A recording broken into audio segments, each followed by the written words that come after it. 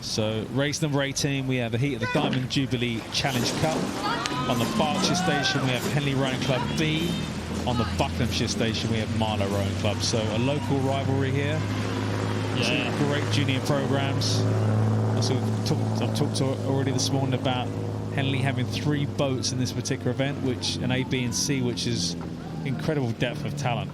Very strong club, isn't it? And then again, Marlow, you think about that both on the junior girls side and on the junior boys side. So, you know, very strong and local clubs, both local to the Thames. So that's great. And a nice early lead there for Marlow. I suspect it's always difficult to tell with the angle here with the boat when you're not quite in line with the bows, but that does look like an early lead for Marlow. So looking strong there. Penny Matthews' crew coaches this crew at Marlow Rowing Club. On the right hand side of our screen there in that nice sort of maroon, sort of red with the white trimming on their blades. So as we're approaching Fawley, still not much in between the two crews. And this Henley boat, you know, normally all these girls sweep, so they're in Cox's 4, so they switch to sculling for Henley. And winning a stroke, Carla Russell won the gold and silver. Won gold in the Women's Junior 4 at National Schools and a silver in the 8. A very successful season, winning the 8 at the School's Head. And they're kind of stepping stones towards Henley, aren't they, at each of those events? Yeah, very talented and very adaptable there, switching sweep, sculling at a junior level. You know, it's a good thing that's going to hold them instead when they, you know, follow on if they join clubs or universities. So, you know, having that ability to hop in different types of crews is always great. Depending on sort of how many mates you've got that are rowing at that time, you know, whether you want to go out in pairs, singles or 8s and stuff, it's great. But this Henley Rowing Club B crew just looking great from the shot over here, but just trailing that Marlow Rowing Club crew. Just the bow girl on the Henley boat, Madeline Pollard, is, you know, she just completed her A-levels and she's teaching blind people to swim. So incredible young lady there, what she's given back to the community and is supporting and helping others. And that's the great thing about, you know, people have the one side of being an athlete, but the things they do outside that they're very passionate about as well. Yeah, that's great. It's one of those things with our sport, with people who embrace sport. It's the amount of volunteering they do around the side of it. The amount they give back is fantastic. And, you know, you think about the training they're doing to get up to this standard, and then all the other stuff they're committing around that. It's really admirable, isn't it?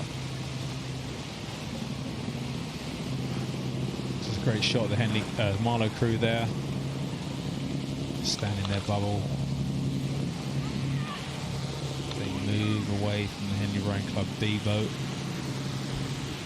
These shots are so helpful, aren't they? Because you can see clearly here now what the sort of margin is between the two crews, and you can see that Marlow have a nice position on Henley Rowing Club B, so they can actually sort of check, keeping track of where they are, and just sort of, you know, just keep them in the box, really, isn't it? Like keep them under control up to the, so they don't cause them any trouble as they come into the enclosures.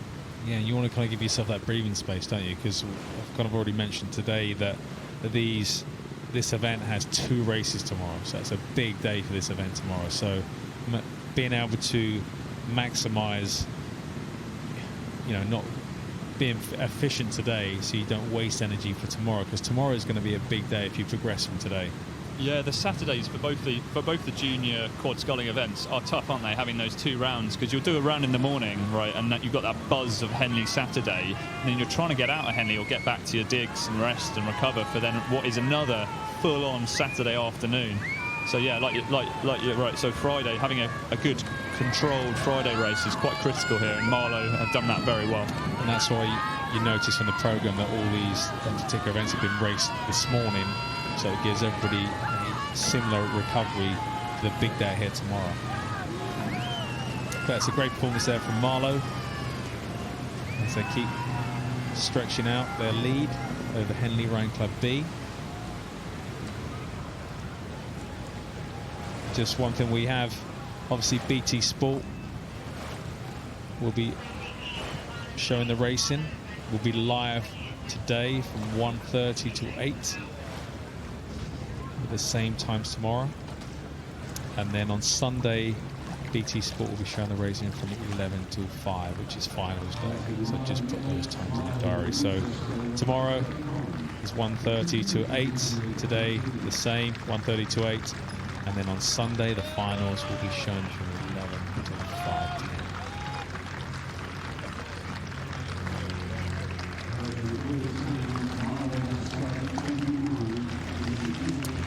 nice shot as Marlow progress the regatta enclosure as they've entered the stewards enclosure. It's always a nice feeling that when you get a nice round of applause, you know you've done a really good job and you've kept the race under control. So what was your experience going through the do you have any opportunities to enjoy that moment? Mostly pain, Mark, to be honest. Mostly pain and gritting my teeth to the finish line. Only ever made a final and lost in final, so painful experiences for myself. And it is tough because that's the unique thing about Henley, isn't it? Every round is the same. As you've seen Marlow across the line there, ahead of Henley Rowing Club B. And Marlow will progress on to the next round. It's a great performance there from Marlow. So we're all about recovery.